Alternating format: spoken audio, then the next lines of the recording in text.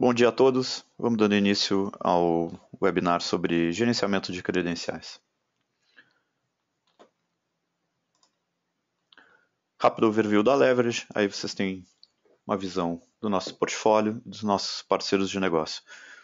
Um destaque aí para Yes Decisions, que é um parceiro novo que a gente colocou no portfólio, que tem bastante a ver com o tema que a gente vai estar cobrindo hoje nesse webinar sobre gerenciamento de credenciais. Mas para o final a gente vai falar um pouquinho sobre isso. Entrando então no tema de hoje, por que a gente bate nessa tecla da importância de gerenciamento de credenciais? Porque o gerenciamento inadequado de credenciais ele acaba sendo envolvido uma parcela significativa de todos os ataques. Então a gente tem resultados de duas pesquisas aí. O quadro da esquerda é do relatório de segurança da Verizon, que cobre milhares de incidentes de segurança acontecidos ao longo de 2013 em todo o mundo, inclusive no Brasil. E eu selecionei esse dado específico aí, que tem a ver com técnicas utilizadas. E a gente vê que uma parcela significativa envolve o uso de credenciais roubadas. Ou seja, o atacante, de um jeito ou de outro, tinha posse de uma credencial válida de rede e com isso a vida fica muito mais fácil. Corroborando essa informação, a gente tem aí à direita um indicador que vem de um relatório da Trustwave, também envolvendo incidentes de segurança investigados por essa empresa ao longo do ano passado, sendo que 31% de todos os incidentes passaram pelo uso de credenciais roubadas. Ou seja, ou você administra suas credenciais e tem capacidade de entender quando elas estão sendo abusadas, ou você, mais cedo ou mais tarde, vai fazer parte dessa estatística. Quando a gente fala de credenciais, dois tipos de credenciais que precisam ser tratadas e elas têm desafios diferentes a serem endereçados. Um é o tema de credenciais privilegiadas, tais como senhas de serviço, senhas de root, senhas padrão administrativas, seja de servidores ou de equipamentos de rede. Do outro lado estão as credenciais de usuário. As credenciais privilegiadas, às vezes, é um pouco mais difícil da gente fazer certas coisas como troca periódica de senhas, etc. E ao mesmo tempo elas são altamente poderosas. As credenciais de usuário, por outro lado, são extremamente numerosas e a gente depende do usuário lá na ponta para manter ela segura. Mesmo ela não tendo o mesmo poder de uma conta de serviço, uma vez que um atacante está de posse de uma credencial de usuário, ele pode se movimentar lateralmente, ou seja, tentar usar essa credencial para acessar outros serviços e sistemas aos quais essa credencial tem acesso dentro da rede, ou verticalmente, que é, por exemplo, fazer upgrade de direitos usando essa credencial, transformar essa credencial em uma credencial administrativa. Talvez vocês tenham visto, mas saiu um novo exploit aí que faz parte do pacote do Metasploit, que permite para máquinas com Windows XP Service Pack 3, que é o último, e todos os patches aplicados, se você se loga com uma credencial de usuário que não é admin da máquina, ela tem como transformar essa credencial, rodar qualquer coisa com direito de system nessa máquina. Então, um exemplo de técnica disponível aí para fazer upgrade de direitos dessa credencial. Falando um pouquinho das credenciais privilegiadas e do que a gente deveria fazer em relação a elas.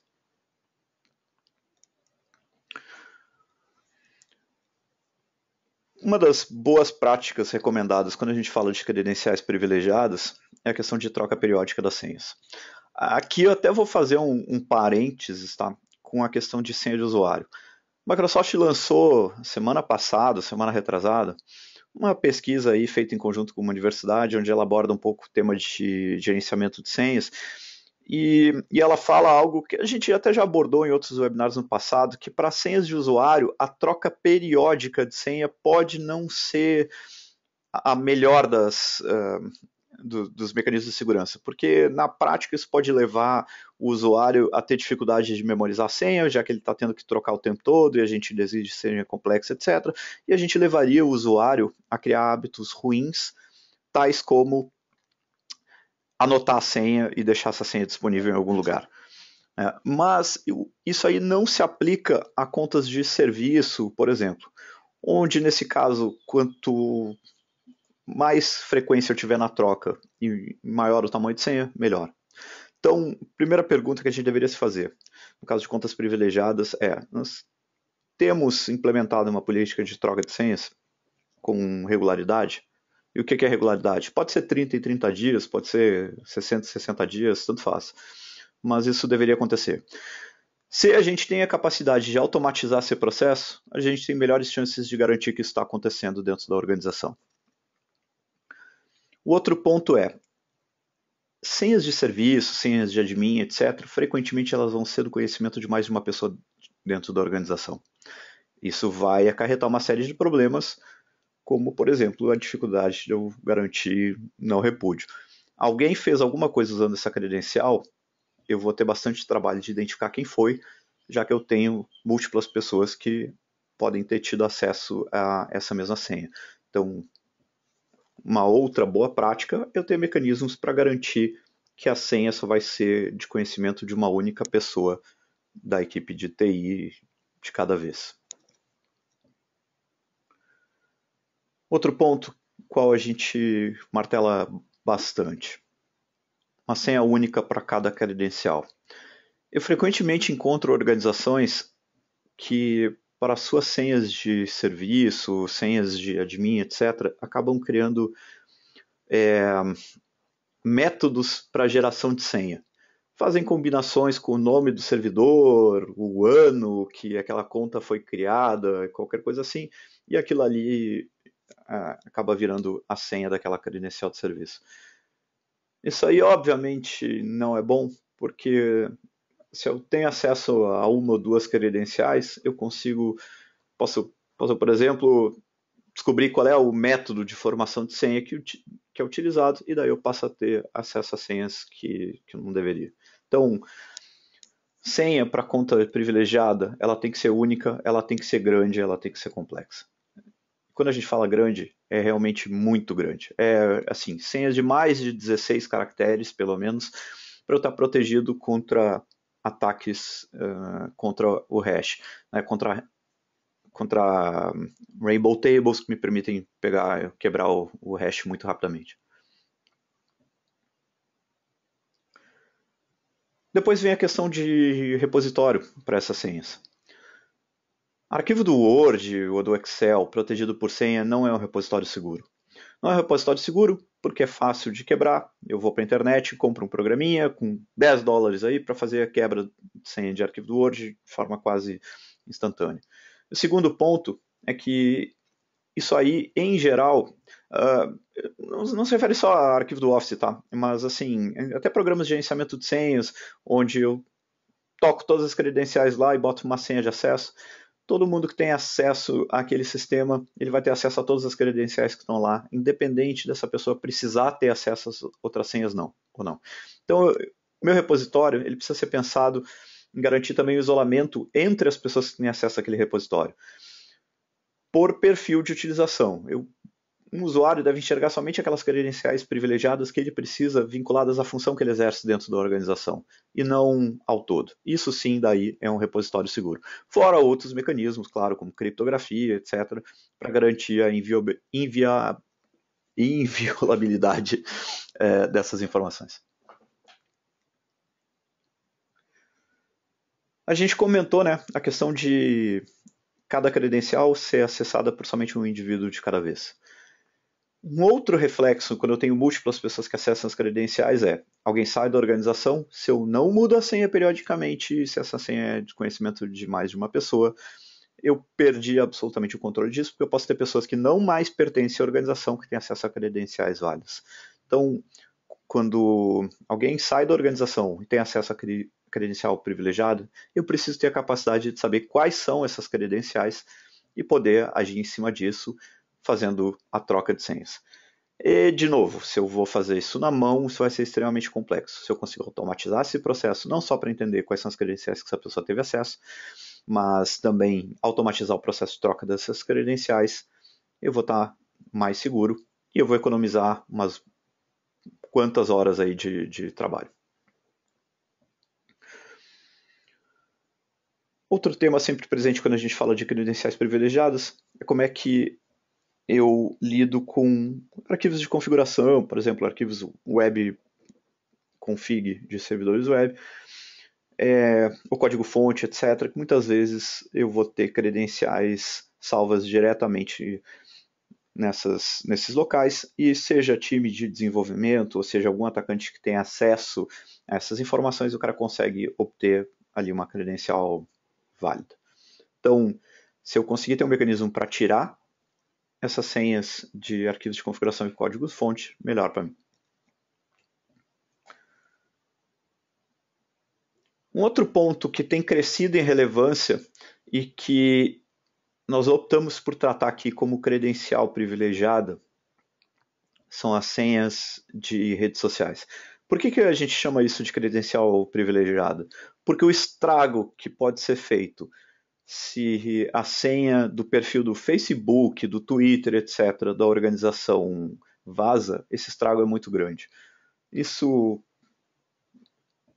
afeta diretamente a imagem da organização. Então, normalmente a gente não pensa nessas credenciais como credenciais privilegiadas, mas de fato elas são pelo impacto que isso pode ter. Eu peguei um exemplo simplório aí que vários de vocês devem ter visto, foi durante a Copa do Mundo lá, então tinha o jogo do Brasil no Mineirão. Aliás, eu acho que, se eu não estiver enganado, foi justamente aquele fatídico jogo lá contra a Alemanha, né? E daí o tweet oficial da Polícia Federal tweetou esse negócio. Em poucos minutos depois, eles já tinham deletado esse tweet, mas se a gente for ver aqui embaixo, já na hora que esse print foi capturado, já tinha 2.600 retweets dessa informação. Então, pode ser tarde demais aí para coibir o estrago. Eu não tenho mais detalhes de como isso aconteceu. Se alguém tiver informação ou um link para algo que detalhe mais, por favor, coloca no chat ali e a gente compartilha com o pessoal que está participando aqui do webinar também. Mas a gente tem visto essa demanda crescente das organizações buscando mecanismos seguros para tratar as senhas de acesso às suas redes sociais e não depender só de como é que o pessoal do marketing vai salvar e administrar essas senhas. Então, no caso específico das senhas privilegiadas, né? Para fechar esse capítulo, depois a gente entrar na questão de senha de usuário. A gente precisa repensar aquelas boas práticas que a gente acabou de ver e ver se a gente de fato está conseguindo implementar isso dentro da organização. E lembrar que, como são senhas mais poderosas, elas precisam ter uma proteção proporcional a isso. Ponto que a gente sempre chama atenção também é não focar apenas no time interno. Lembrar que terceiros, prestadores de serviço, fornecedores, pessoal que dá suporte externo, esses sistemas também podem possuir credenciais privilegiadas dentro da organização, e isso também precisa ser tratado. Não esquecer também dessas outras áreas que têm contas potencialmente perigosas, RH, marketing, financeiro, etc. Pensa, por exemplo, credenciais para acesso às contas bancárias da organização. Isso precisa ser protegido também. E mais uma brincadeira, e parece que eu estou pegando no pé da Polícia Federal, né? Mas se eles pararem de dar contra-exemplos, eu paro de utilizar eles na apresentação. Isso também é da Copa do Mundo, uma matéria que saiu no Correio Brasiliense ou algum outro jornal de Brasília, trazendo o Centro de Segurança integrado para a Copa do Mundo, lá da Polícia Federal. E daí, na foto que saiu na matéria na internet, tinha a senha do Wi-Fi do Centro de Segurança da Polícia Federal, para todo mundo que quisesse poder usar e se conectar ali. Então, obviamente, tu ter a tua senha de acesso à rede sem fio compartilhada com todo mundo na internet não é uma boa ideia. Justiça seja feita, a mesma coisa aconteceu no último Super Bowl dos Estados Unidos. Teve uma matéria, não foi a CNN, foi algum outro canal de notícias americano que foi fazer uma matéria no centro de segurança lá do estádio do Super Bowl e também tinha exatamente a mesma coisa, né? O screen wall ali com a senha de Wi-Fi deles publicada. Vamos falar agora sobre a questão das credenciais de usuário. Outros desafios, outras dificuldades de fazer o gerenciamento disso. Tipicamente, sob a ótica de um atacante externo, eu tenho esses métodos aí mais comuns para tentar obter uma credencial de usuário. Instalar algum malware na máquina que me permita capturar a senha durante a digitação, usar a engenharia social, por exemplo, via phishing, etc., para obter essa credencial. Posso fazer força bruta contra aquele sistema, aí vai depender do sistema, se ele tem a capacidade de prevenir. Obviamente, quando a gente fala de senhas de rede, etc., tipicamente isso vai gerar um bloqueio da senha do usuário, mas será que todas as credenciais de todos os sistemas, inclusive os sistemas legados que podem existir dentro da organização, prevêem esse tipo de coisa? E depois eu tenho técnicas mais sofisticadas, como, por exemplo, pass the hash, ou mesmo uma vez obtido o hash e para cima das rainbow tables. Vários desses pontos, várias dessas técnicas vão continuar sendo utilizadas mesmo que a gente implemente aquelas práticas comuns que a gente ensina para o usuário, como, por exemplo, senhas complexas, etc. A gente pega a questão de complexidade de senha, por exemplo. Se a gente não educa o usuário para ele se prevenir contra ataques de phishing, não interessa o quão complexa vai ser a senha dele. Ele vai acabar passando isso para alguém. Técnicas envolvendo pass the hash, por exemplo, também independem da complexidade de senha, troca periódica, etc. Então, por isso que a gente tem voltado um pouco atrás no tema de vamos entender o que a gente quer dizer com complexidade. Uma senha de 8 caracteres que tenha letras maiúsculas, minúsculas, números, símbolos, etc., não é mais uma senha boa hoje em dia. Eu quebro ela instantaneamente usando Rainbow Table. Uma senha de mais de 14 caracteres, que daqui a pouco tenha só letras maiúsculas ou minúsculas, ela pode ser mais eficaz. Ela vai estar mais protegida contra ataques contra o hash. Pode ser mais fácil para o usuário memorizar, desde que eu ensine ele técnicas para isso, como, por exemplo, como criar password, passphrases, etc., que sejam fáceis de memorizar. E vão ser indiferentes para outros temas como engenharia social, etc. Então, troca periódica com muita frequência para o usuário, ou senhas curtas, mas com altas complexidades, elas são contrassenso. Senha complexa vai levar o usuário a ter essa senha anotada em algum lugar, porque vai ser difícil para ele memorizar, especialmente se ele precisa ficar trocando essa senha de 30 a 30 dias, 45 dias, etc. Mas um outro ponto que frequentemente passa sem ser percebido pela TI é o tema de compartilhamento de senhas. Tem uma pesquisa aí que foi divulgada no começo, poucos meses atrás, na verdade. Isso foi feita com 2.500 funcionários de empresas de tudo que é tamanho nos Estados Unidos e Inglaterra. Não pega Brasil essa pesquisa, mas não tem por que achar que os resultados aqui vão ser muito diferentes. E ela traz essas duas questões interessantes. 23% dos usuários compartilham suas senhas com um ou mais colegas. O relatório completo, ele traz a justificativa de por que isso acontece, em que situações. Tá? E aí a gente tem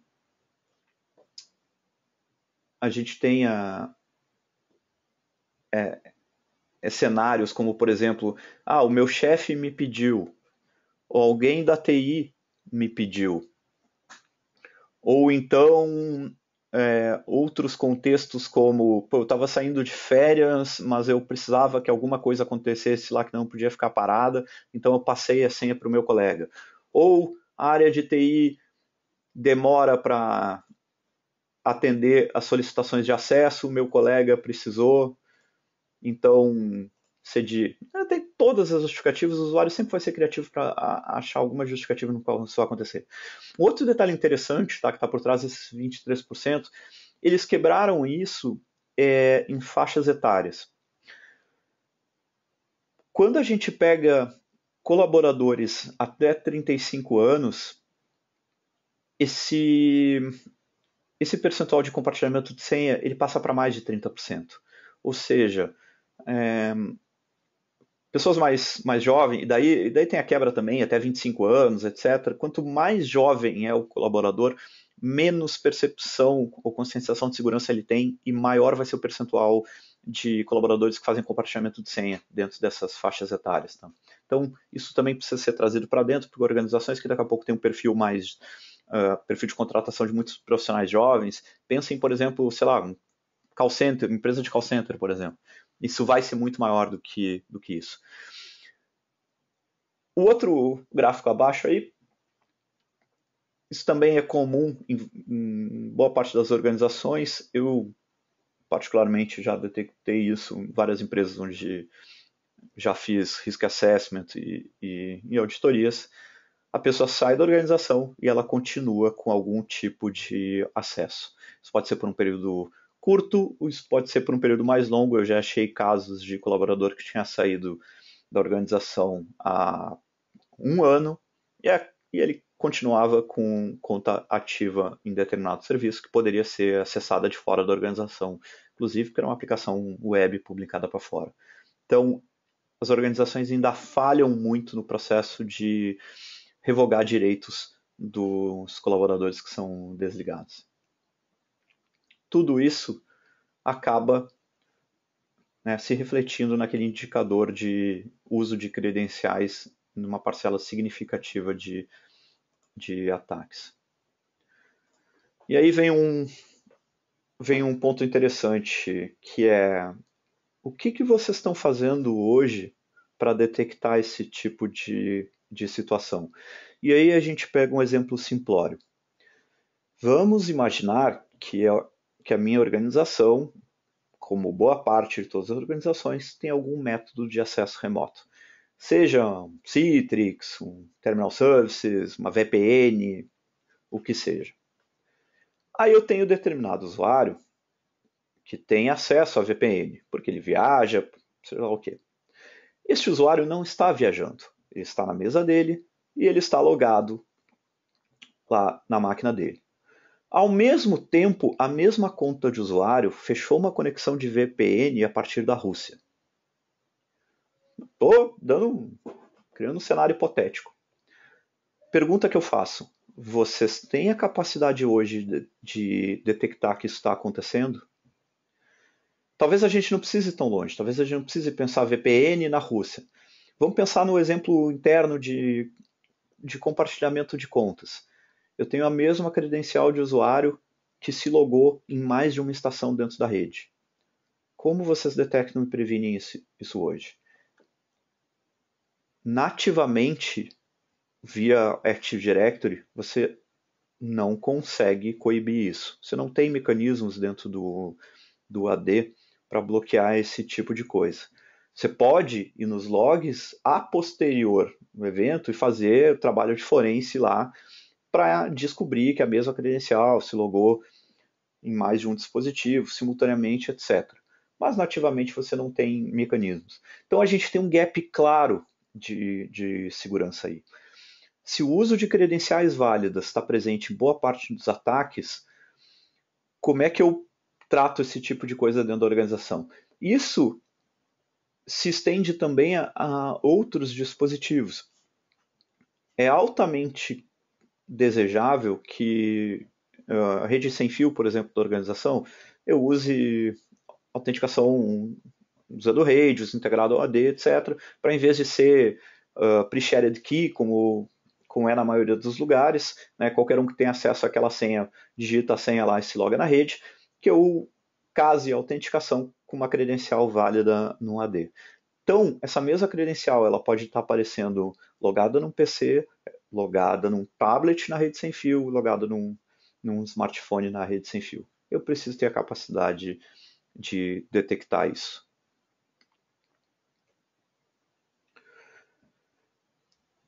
Então, como é que a gente deveria tratar isso? Primeiro ponto é assim, aquele ponto que eu comentei, tá? Da diferença de comportamento baseada na faixa etária.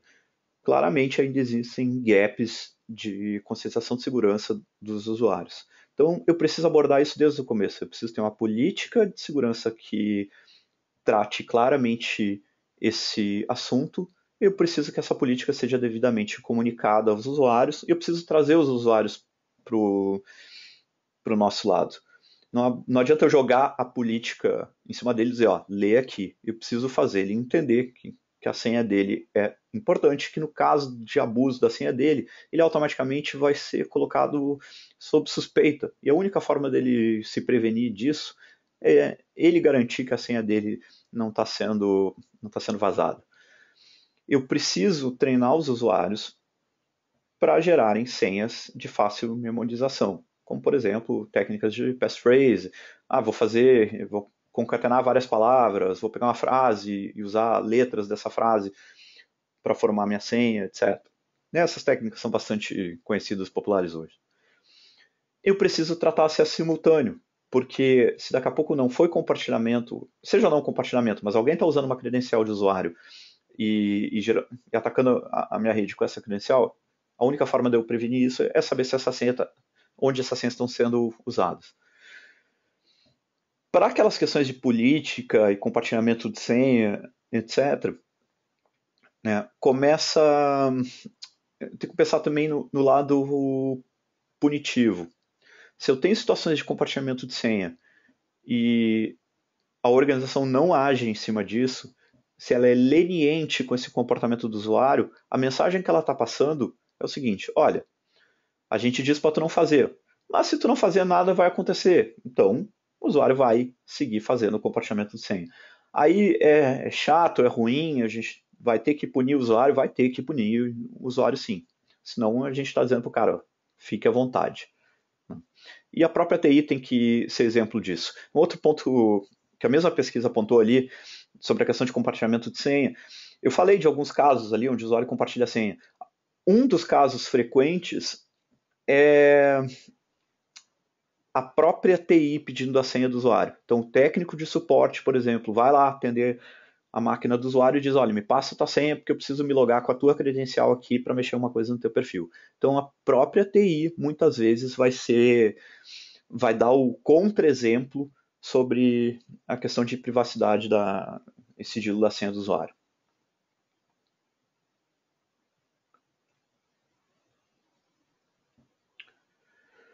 Vamos falar um pouco do, do aspecto técnico ali de como é que eu implemento controles para prevenir esse tipo de coisa. Bom, falar um pouco agora de algumas soluções que a gente tem que podem ajudar vocês a implementar então esses controles. E aqui eu queria trazer o caso da Yes Decisions e dessa solução deles, que é o carro-chefe deles, que é o User Lock. Estão vendo abaixo aí alguns dos clientes que utilizam User Lock. Temos alguns ambientes aí onde o tema de segurança é prioritário, obviamente, mas essa realidade é comum a várias organizações e a gente tem alguns cases bem interessantes no Brasil de organizações que já trabalham com User Lock. User Lock ele permite complementar os recursos de segurança que existem no Active Directory para implementar, por exemplo, bloqueio de acesso concorrente em mais de uma estação. Só que eu consigo ir um pouco além disso, eu consigo fazer a quebra inteligente disso. Então, eu posso, por exemplo, dizer qual é o limite para sessões interativas, para sessões de terminal via ZNAP, TS, etc. Sessões via VPN e assim por diante. Então, eu posso permitir que um usuário se logue interativamente no PC dele e abra uma sessão de TS ali dentro, porque daqui a pouco vários dos meus aplicativos estão publicados via TS, então vão ser necessariamente 2 logons que o usuário precisa para trabalhar. Eu consigo trabalhar com esse grau de granularidade dentro do user lock. E eu consigo ter a visão de tudo que está acontecendo e com a possibilidade de gerar alertas. Então, naquele caso, por exemplo, o usuário se logou numa estação e daí ele está se logando numa VPN de fora simultaneamente, eu posso ser alertado de o que está acontecendo, porque claramente significa que eu tenho alguma violação de segurança ou tentativa de ataque acontecendo.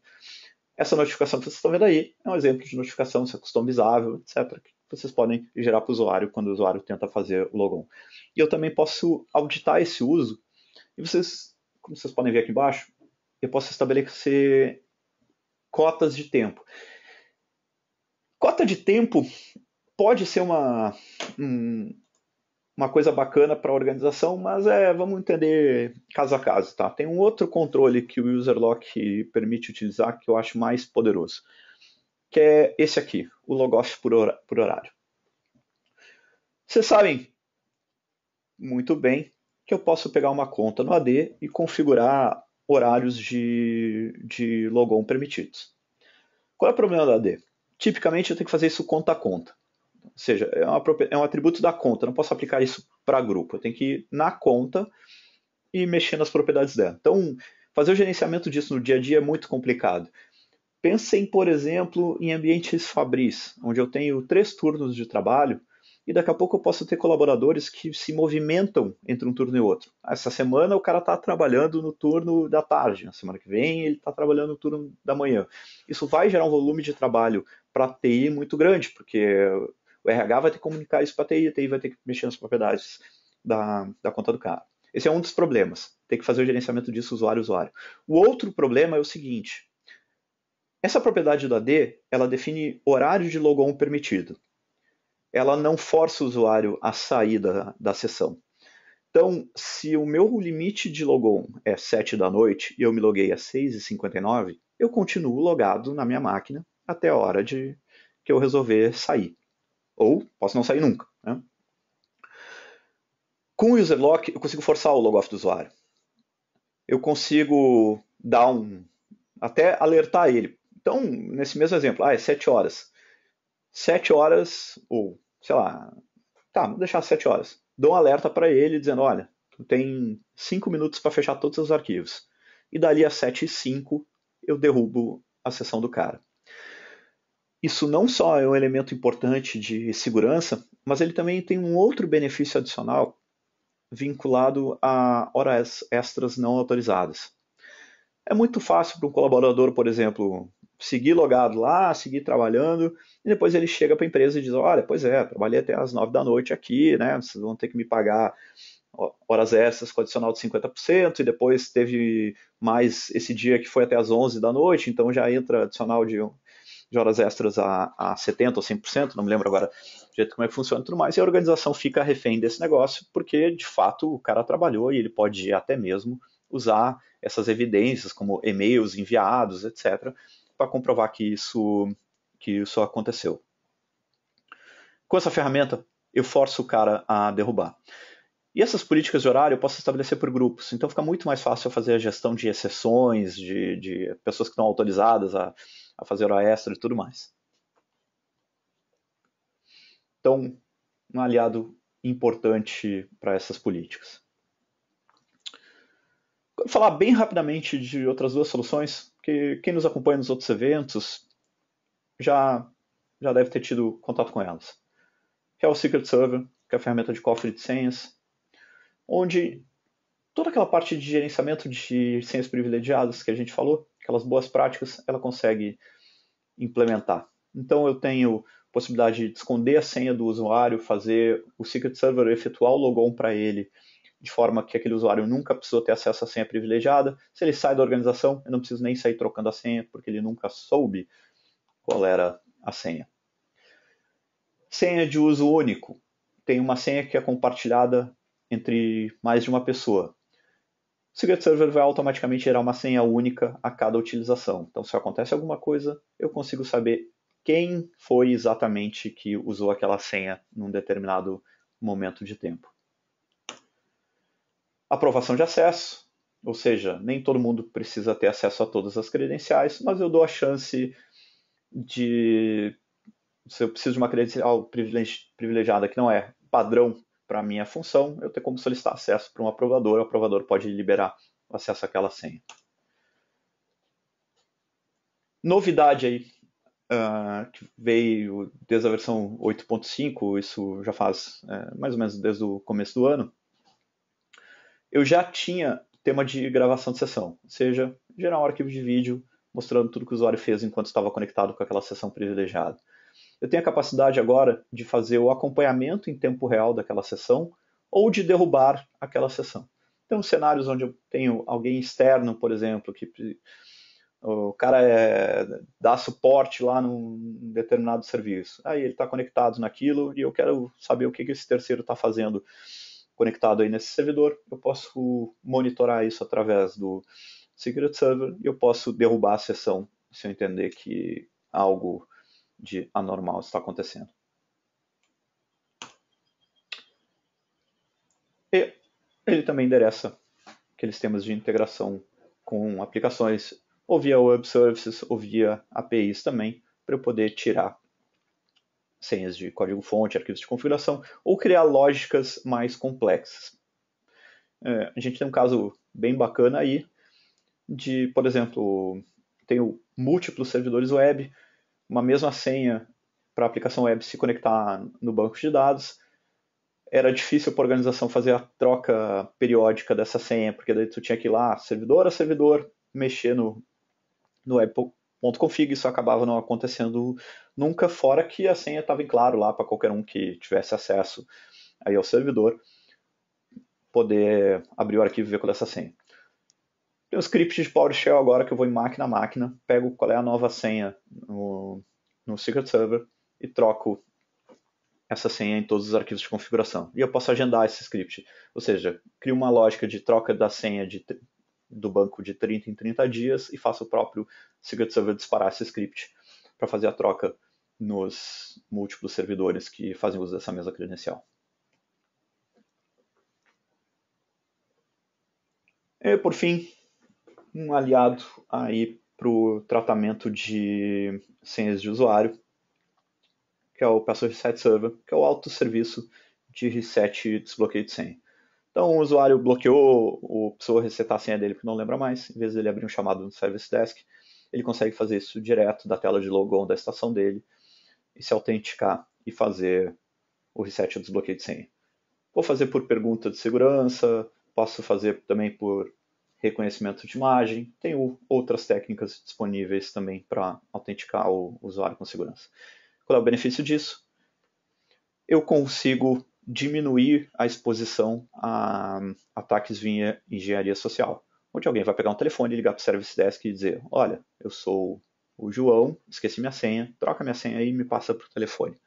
Então, estou trabalhando melhor esse lado. E como o usuário tem um mecanismo fácil para ele resetar a senha, a gente consegue incentivar ele a colocar senhas mais complexas. Porque se ele esquecer, porventura esquecer a senha, ele vai ter um método simples e fácil para endereçar isso.